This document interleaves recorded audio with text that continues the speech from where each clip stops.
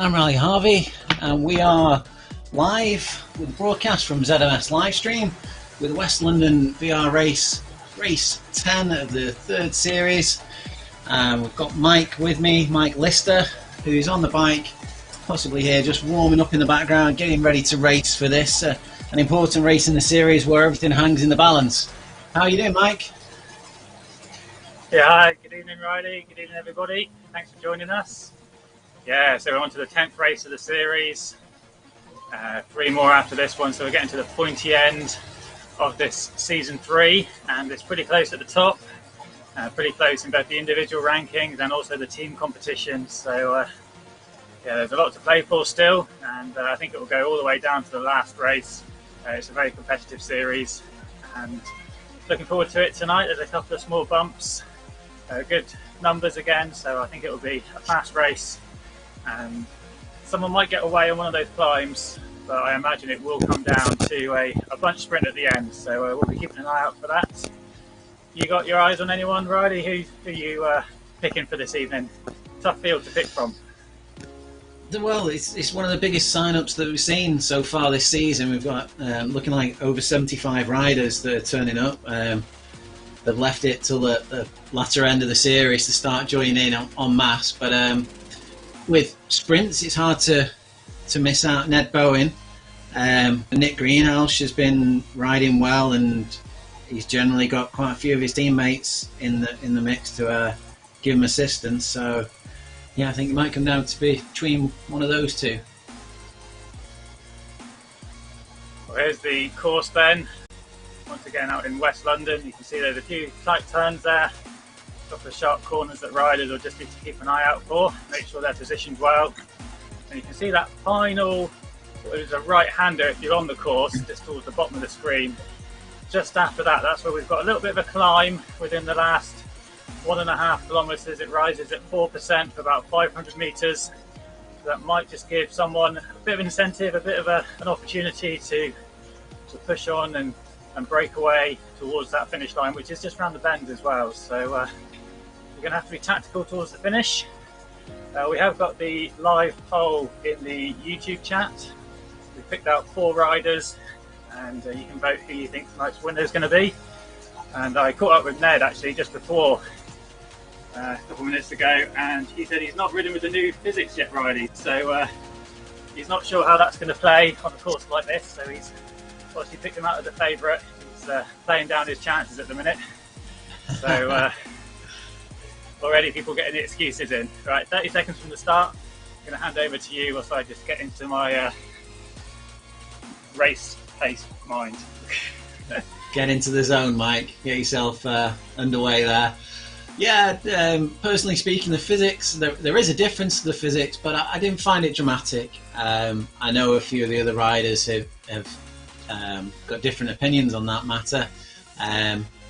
Yeah, it's a little bit more difficult to race. It's a little bit harder to get into the draft and to benefit from it. But in general, I think most of the racers, most of the riders won't notice a great deal of difference. And as always, we're off to a lightning fast start here.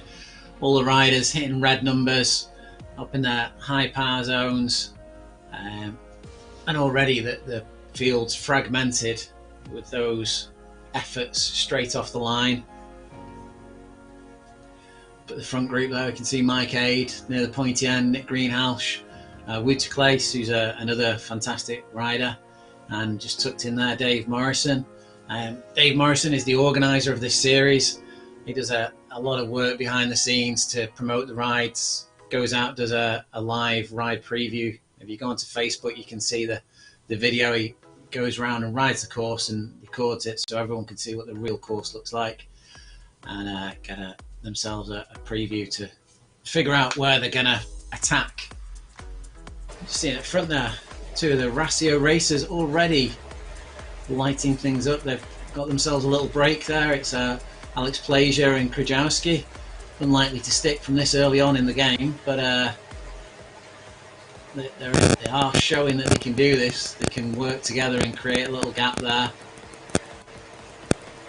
Another Ratio racer coming over to them.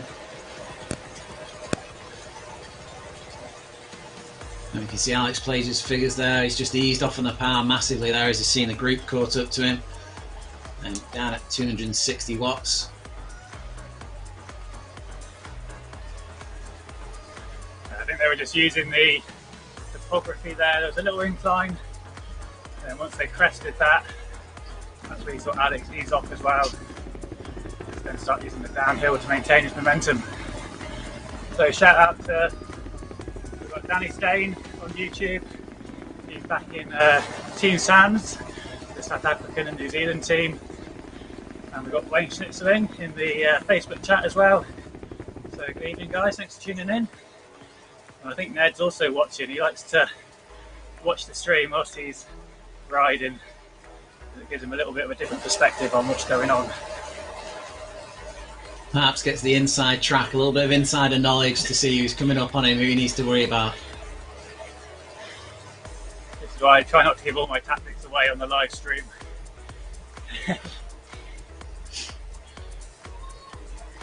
So me and Ned, we are teammates in the team competition. We're currently in second place behind Ratio Racing.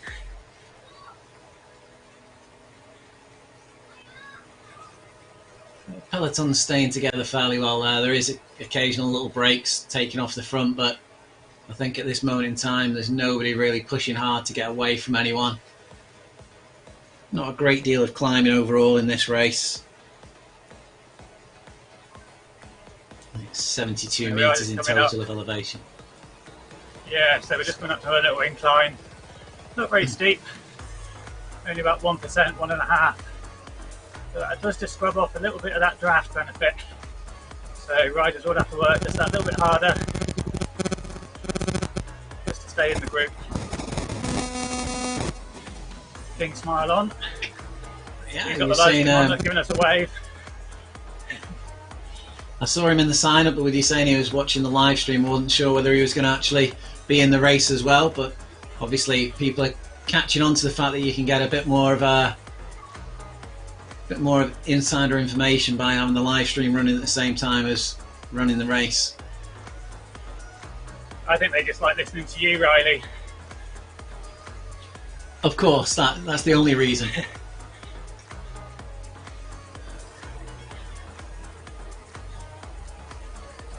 Some of the Danish riders, isn't it?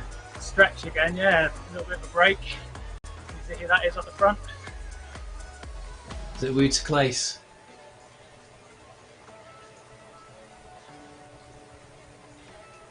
Wayne is obviously not trying hard enough there. If he's able to fire out messages on Facebook as well as racing.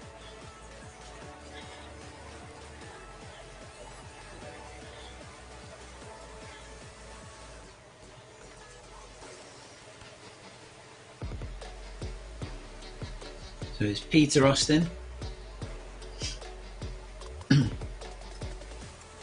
He's been taking part in the Omnium races recently, Peter, and also took part in some of the Ikigai events as well.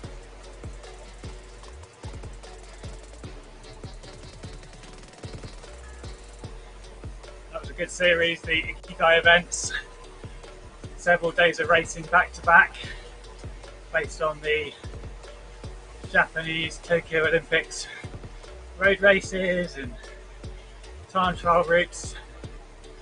And if you enjoyed racing several days in a row, check out the Giro de Europa coming up in 2 weeks' time, starting on the 30th of August. That's 5 days stage race, 5 days in a row. So check out Facebook and rgtdb.com, all the details, sign up times, etc. available from those locations. Alex there at the front looks like he's putting a little bit of effort in, and Wouter's just come past him and kept the effort on. They are stretching this out a little bit now. You can see that there's a slight gap into the peloton there with Wouter. We saw Wouter's avatar just turning his head to the side there. That's when the rider is using their look behind button, and they are checking back to see what sort of an effort, what sort of a chase the peloton's putting in, and you can see that they use that look behind, and sometimes if they've only got a couple of riders going over to them, they will continue the effort and try and break the elastic back to the main peloton.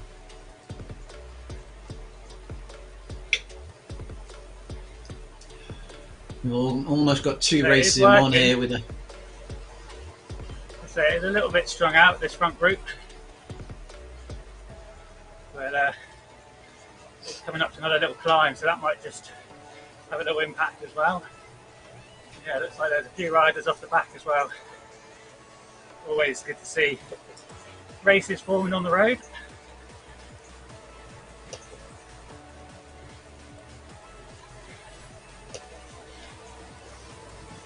Actually finished at 80 sign-ups before the race started. 64 currently in the race. I think it shows that these races are picking up a lot of interest now. Summer's not over yet, but they are getting busier. Yeah, people are starting to come back indoors. Still in August though, still good weather. Sometimes. I was going to say, have you moved, Mike? I live in Barbados. Lovely down here.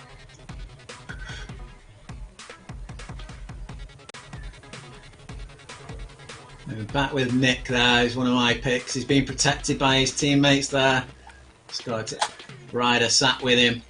Easy to spot the Racia Racing guys in the black Watt Bike kit with the red helmets. Wish I had some riders to look after me. Need to grow your team.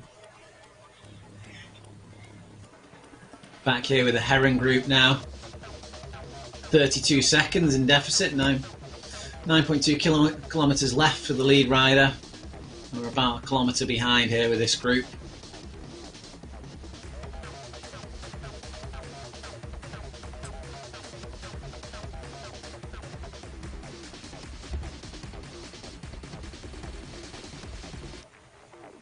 The Morrison group, Stephen Bellio from OTR. He's ahead of them. I think it's Gautam Thacker. Oh, okay. I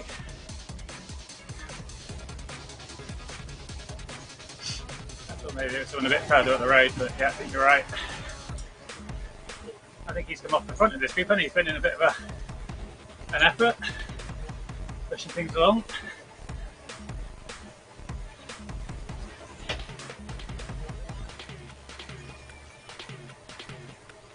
Steve Bellio just enjoying the draft there. He's only pushing out 175 watts. Hey, Maestro is taking the lead there, and Dave Morrison putting a little effort to just reel in Gautam there.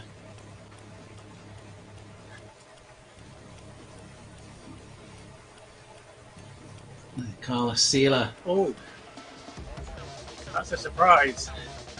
He's currently third place in the overall standings. Yeah, he's usually further forward than this. I'm wondering if he's had a little bit of a technical on the start line there.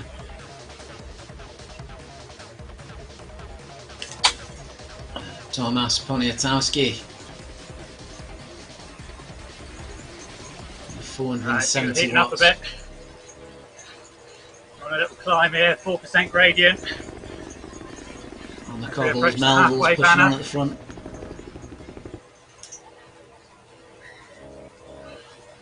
Poniatowski looking like he's going to drop there. Melville stretching this out. Victorin putting in an effort on this hill to try and get back to the back of the pack, but I don't think he's going to recover quickly enough. In fact, I think he's going to get back to the group, which is detached as well, so it'll be interesting to see. Poniatowski's sat up there. Wilson just pushing on past him. Got Ollie there at the back.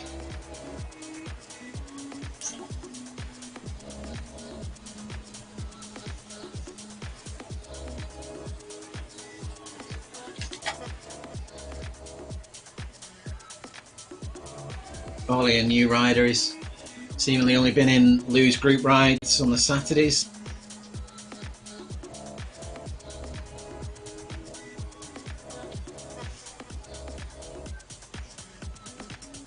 Doug Hart off the front, he's pushing out 370 watts there. I think he's just calmed down a little bit now. As Lyndon rolls through and on.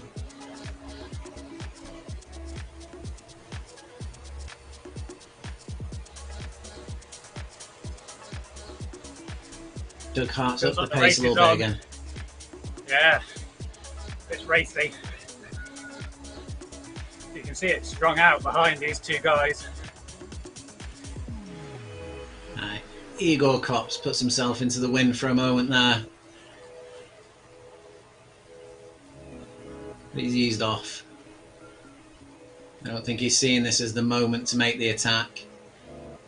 But he's shown that he's got good strong legs there. Look at that, fragmented. Yeah, that overhead view really shows the gaps that are opening up there.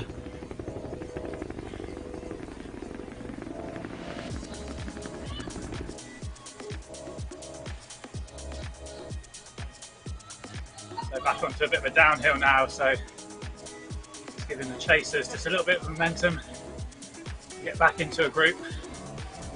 About 2/3 of the way through the race now. Just shy of that. It is like you say, Mike, that last climb is going to be the place where it's going to get hit, I think. And this race, it's going to be short, sharp shock on that last climb to fragment the race and just bring it home for the last few guys. Yeah, we can see how that last little climb created a stretching of the accordion. The front eased off a little bit on the downhill, allowed it to come back together a little bit. So that won't happen at the end. It's uphill, then it's flat to the finish. Top of that hill comes pretty much at the Flamme Rouge. So any riders on the front are going to be looking forwards, not backwards.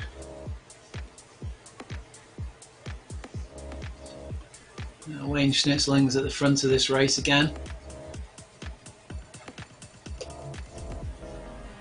One of the riders that was helping Jeff Rooney with his 12-hour record attempt. He put in 100 kilometres to assist when the robots on Jeff Rooney's race, well, his Guinness World Record attempt, had taken an early tea break. So he gave a wheel to Jeff to help him get the record. Still to be ratified yet, but it's the first record that I know of on RGT. I think we've got a interview with Dave Morrison, the organiser as well, haven't we, Ryder? You interviewed Jeff Rooney, which is on the Recycling News YouTube page, but you've been also speaking to Dave Morrison, I think, and we can cover that just now.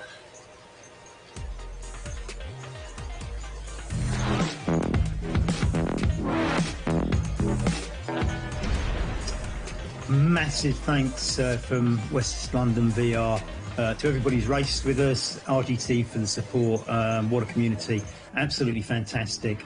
I knew from the outset, the moment I saw Magic Roads, this was the place to be. The racing was realistic on RGT, it had to be the place to put on the races. And we started locally with local riders, so we plotted routes locally. And it was a fantastic opportunity to build routes that you wanted. So if you wanted a hilly one this week, you could put hills in. If you wanted a flat one, you could put it flat. And now we can do time trials as well. RGT is just phenomenal. It's grown. It's become international. And not only that, I mean, some of the guys who supported us along the way, Johan Orsi, Jonathan Crane, Mike Lister, James Vickers, Tom Gakes, all the guys at Southborough, we love you. There's just loads of you, and I've probably missed somebody off, and I'm probably going to offend somebody, but if I did miss you off, I still love you. It's fantastic. Thank you very much, everybody. West London VR has been an incredible journey, and we've absolutely loved being with RGT. So stick with RGT, everybody. It's the place to be. Yep, it's where fast is a blast.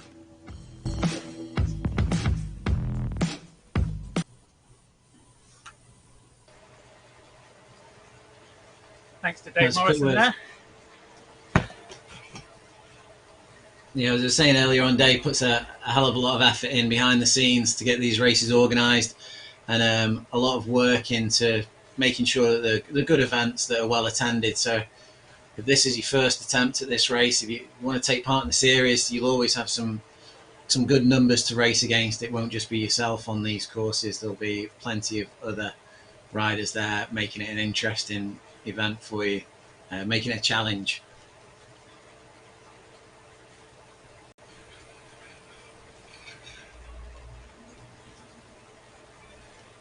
Starting to get to the pointy end of this race now.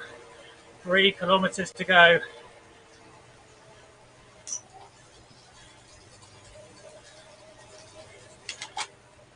New bar up in front there. See as well there on the second view that there's quite a group behind there. It's going to be an interesting race between those riders for, well, there'll be firsts between their group. Obviously, they're not challenging with the main peloton, but it'll be interesting to see how that little race within the race shapes up for them. See, the peloton seems to have calmed down a little bit here. Everyone just catching the breath, working out the tactics, trying to see the optimum point to go.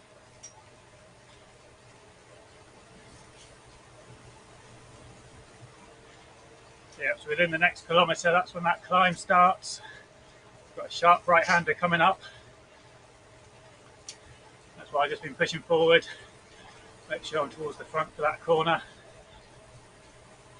Here it is.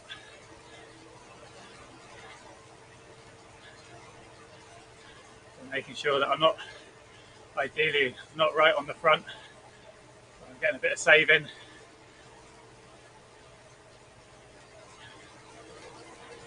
Zooming in on Mike there. For those not aware, Mike is wearing the Dirt Dad's kit. It's a dark grey with the orange trim. Easy to spot there with a big moustache on the back and the baby bottle. Oh, we've got a flyer going off the front here. Who's that one? Going early. Hey, it's Jürgen van Beers from the Rassia Racing team. Now this is where it becomes interesting. This is where the team tactics come in, because Rassia Racing have got a good showing in the main peloton there. They don't need to chase him. What they're going to do now is they're going to wait for other riders to chase, drag them up to him. And Jürgen van Beers there putting in 450 watts. He's putting in some effort. See Mike Lister there is coming up as well. And we've got that thing that's Wouterklees just gone through and off on the front. And James Melville going off the front now. James Melville's got a great engine on him. He can take a good effort here most of the way to the finish. We've got Mike coming up, just watching his position, making sure he's safe and secure.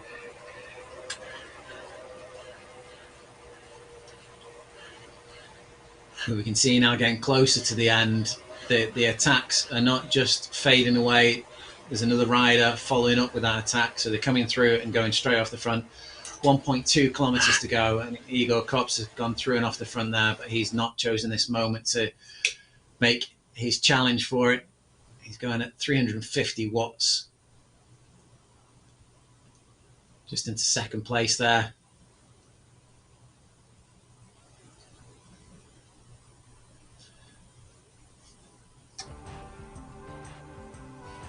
Doug Hart going through and off the front.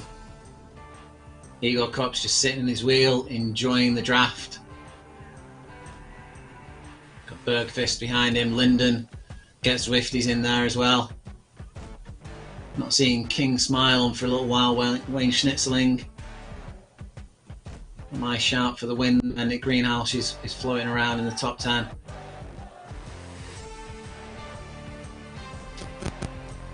Hart's gone through a little break there. It's only 10 metres, but it's enough to break the drafting from the following riders. 450 metres. Alex Plages following tightly behind him. Nick Greenhouse behind him, and on his wheel hotly is Igor Kops. And we've got more Rassia racers. Bergqvist is in there. We've got Krajowski. Greenhouse has gone early. Got 220 metres. Igor Kops is on him. He's all over him like a rash. Don't think Greenhouse is going to make the stick. Igor Kops is enjoying the draft behind him there, and he's gone. Got Bergqvist and Get Swifty coming up fast. And just going through there, I think that's Melville has come through to take the win. Perfectly timed. Wouter Claes came through in 4th and Ned Bowen 6th on that occasion. Mike Lister back down the list there in 14th. And dropped back there to the next group on the road. 34th place in all the 33 riders came in very close to each other there. Now down to 890 metres to go. It's going to hot up for these riders. But Dick's going through in the front there with Ollie. Wilson, Buckley, Poniatowski in this group, who was in the lead group for a while, till it hotted up on one of these hills. Dix is just putting in a bit of effort here.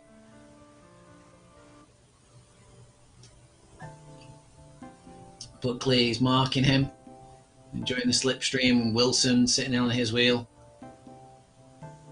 And this looks like Dix is putting in full effort here.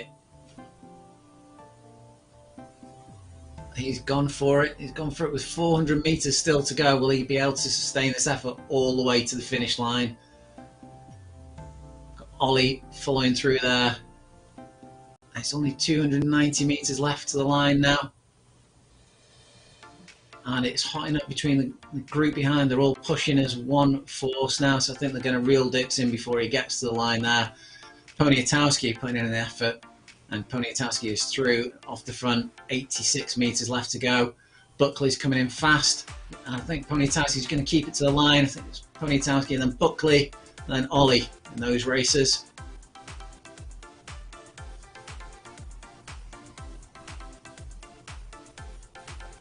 Powers there up at 600-700 watts. Back in 49th place here. Faye's gone early. With 1.3 kilometres left to go. The results up here. And we can see that Melville came in first there. Fantastic average watts per kilogram of 4.06 watts per kilogram there. Followed by Igor Kops, Get Zwifty. Ned Bowen in 4th position. Guillaume Toffoli, Matthias Bergqvist. Nick Greenhalgh, my shout for the win. Let me down there. He's back in 7th position. Woods Clayson 8th. Doug Hart and then Alex Plaisir. Again, the Ratio Racing guys there. Good positioning. Not on the podium this week, but not far off it. Just back to the racing. Yeah, We've we got ended up Nyland here. Just as we came round the last 500 metres, there was a bit of a push on the front, and with that turn a few people got hung there the long way round, and it did end up with a little bit of a gap between the front 11 or 12. You can see that in the results there. 2 seconds, you know, one second difference between 11th and 12th, and that was where we had a bit of a gap on the road, and it was difficult for those riders in that second group to try and close it back because we'd lost that draft. So it was a good move from the people at the front. And it's Dave Morrison then just coming up to the line, grabbing some points for his West London team. I know they've got a individual West London club competition as well. So we'll be pleased to get across the line ahead of Thacker, a little bit further back than we saw earlier.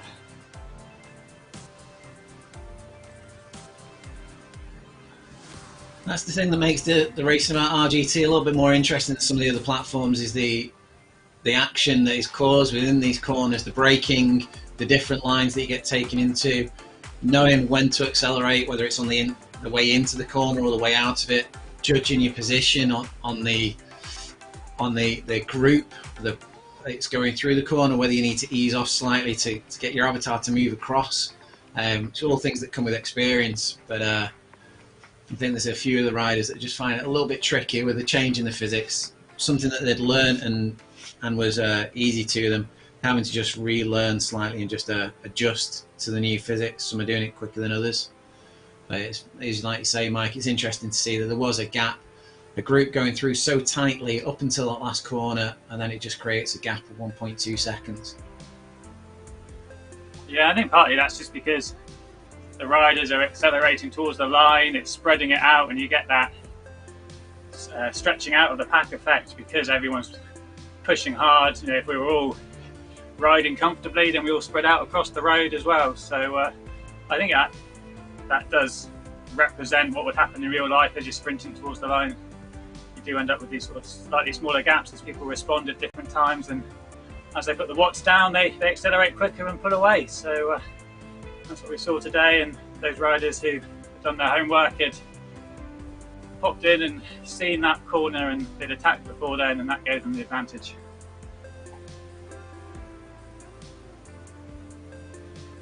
Some good watts per kilogram averages there. Nick Greenhalgh has put 4.45. Yeah, it was generally quite high today. You can see that pretty much everyone in the top 20, only Rob Miller, who we know is a workhorse, 3.3. He's got big strong legs, so he can put out some big watts. But generally everyone else, look, up in the, apart from Eagle Cops, 3.86, everyone else in the top 20 other than Rob Miller is above that, which is pretty high really. Maybe it's the nature of the course today with a couple of climbs, just meaning that people had to put that power down a little bit more, make sure that the group, you know, they were staying with the group. People may be taking opportunities to try and just push on a little bit as well, try and stretch things out on those hills. But I think if you compare that to some of the previous races, you'll see that generally the watts per kilo today was a little bit higher than what we're used to. Yeah, I think we've been in the past around about 3.8 for a lot of the racing. Barn doors coming through now. At the end though.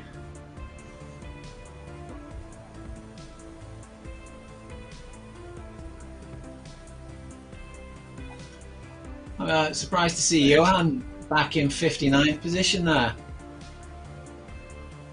Oh yeah, I got the inside line on that. I think he had a puncture possibly, so an actual mechanical, not a technical.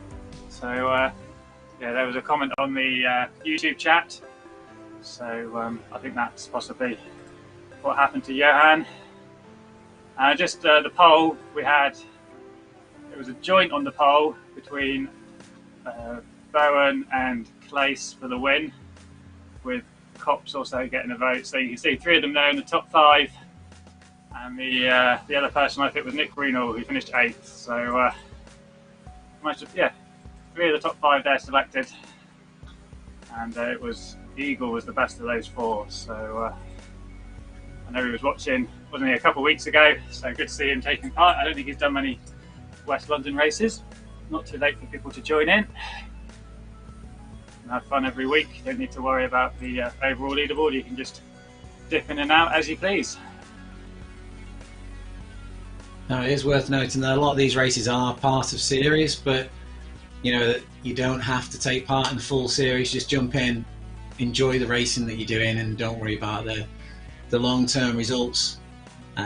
Just looking at Barn Doors here, is wearing the TFC, the Friday Crypts shirt there. I did notice another rider with TFC after his name, the Friday Crypt annotation. So I know they were doing some racing last Christmas, last winter time. So I wonder if they're starting to filter back into the platform now. Good seeing all these teams coming back and getting themselves active again with the summer waning slightly. Yeah, I think the other rider was Steve Millwood, who he's also riding this evening, and he's signed up for the Giro d'Europa. So just a little plug for that, which is coming up. 5-stage event, 5 days, Monday to Friday, starting on the 30th of August, so a week on Monday. That's the bank holiday Monday for those of you in the UK, so perhaps don't have too many beers on the Sunday. And although the races are in the evenings and lunchtimes, depending on where you are in the world. But yeah, check that out. I'm going to be looking forward to those starting a week on Monday. I enjoyed tonight's race, and yeah, I'm going to go away, get some recovery, get some food, have a shower, much like most of these other riders, I'm sure. And I will hand over to you, Riley, to sum up. Thanks a lot, everyone. Remember to like and subscribe, and I will catch you all again very soon. Fantastic, Mike. Yeah, just to refresh what Mike had said there, that the racing for the Giro d'Europa, there is 3 time slots for it. It's 6, 12 and 7. The 7 o'clock is going to be live streamed and will be commentated on by yourself truly, and hopefully will be raced and commentated on by Mike. But looking forward to seeing as many people as possible, making it an interesting series. And it's looking like there'll be some prizes available for competitors as well. It won't be for the winners, but it'll be randomly chosen from people who take part within the event. So yeah, looking forward to that. Just seeing Johan Olaf's here. He's just flew past barn doors there, and he's coming through not too far away from finishing now, 730 meters. If you're watching this on Facebook, if you can follow the page and like, and if you hit notifications. If you're following us on YouTube, watching this through the YouTube stream, then if you can sign up and if you can subscribe and like the page, it's great. Just lets us know that people are watching and gives us a bit more enthusiasm to keep producing these streams. So fantastic seeing all these races on the road tonight. I think it was one of the best turnouts that we've seen for the westerly races. And it just shows that it pays off with Dave doing all the promotion that he does and all the work. Just shows that it pays off. And that's all for tonight. We'll just see Johan Olaf's come through on the line. There's only 140 meters left to go. Usually one of the higher up finishers, but obviously had some real technicalities tonight. And we'll catch you on the next stream. Keep an eye open on the ZMS live stream page for the next stream that we're going to be doing, and we'll speak to you soon. Take care.